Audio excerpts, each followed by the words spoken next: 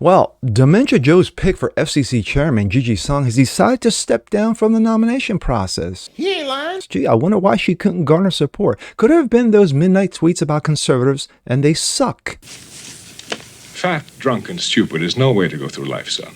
I'm Jazz Berganzo, and this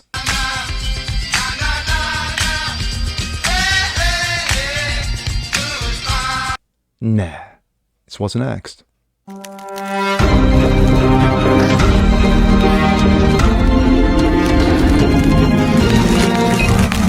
Six tapes being released and Tucker showing them and the left losing their minds. One, Sonia, I'm sorry, what's her name? Her name is Gina Song. Now, Gina Song, you may not know her from A Hole in the Ground, which most people don't. But she was Dementia's pick to run the FCC. Yes, the FCC that controls the airwaves and potentially the internet, she would be in charge of. And you're saying, okay, big deal. You know, so what? She's a woman. Who cares? As long as she does the job fairly. But no. It turns out that she was doing some midnight tweeting saying that conservatives and their speech are problematic and they suck. Well, we can't have that. Can we? Well, let's take a look. This comes out of the Post-Millennial. Biden's pick for FCC, Gina Song, withdraws her nomination. Joe Manchin, out of West Virginia. The FCC must remain above the toxic partisanship that Americans are sick and tired of. Fact.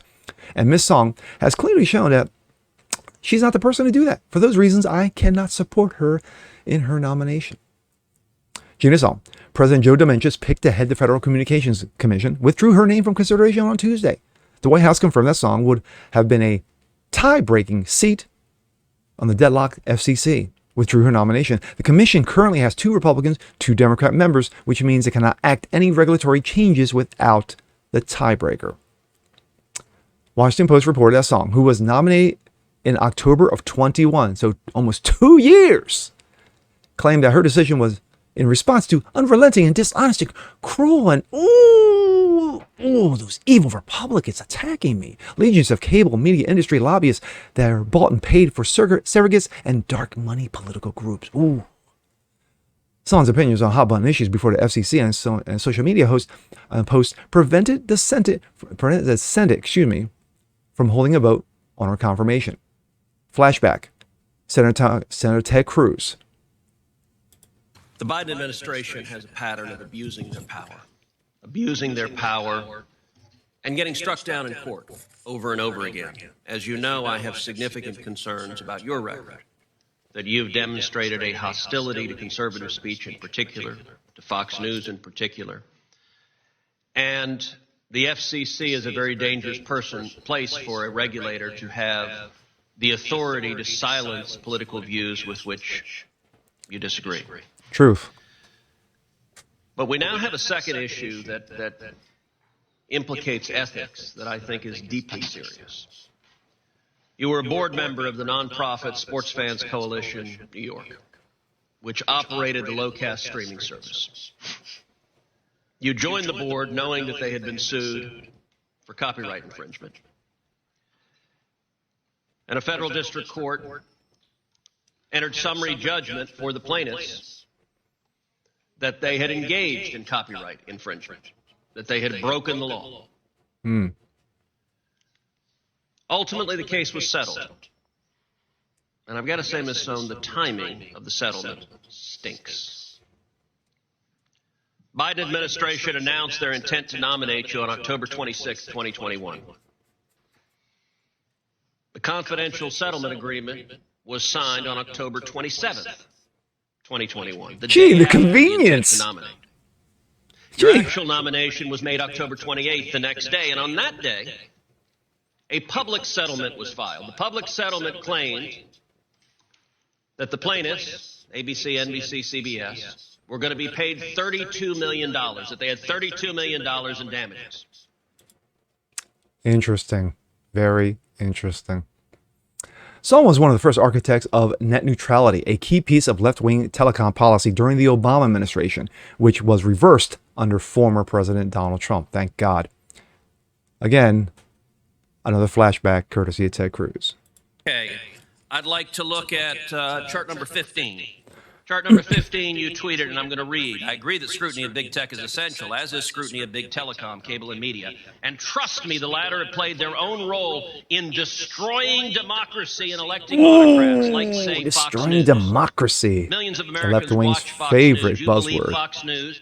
As you said, this is not a retweet. This is you tweeting that Fox News plays a role in destroying democracy. Oh my. Her social media was filled with inflammatory partisan statements such as a tweet stating Fox News is state-sponsored propaganda because of the lack of opposing viewpoints. Her previous inflammatory statements include those that demonize the police. Yes, she slammed the cops, drew the ire of both sides of the political aisle, said her Joe Manchin. My statement on my decision to vote against Gigi Song for Democratic Commissioner on the Federal Communications Commission. Of course, he breaks it down on why he could not nominate.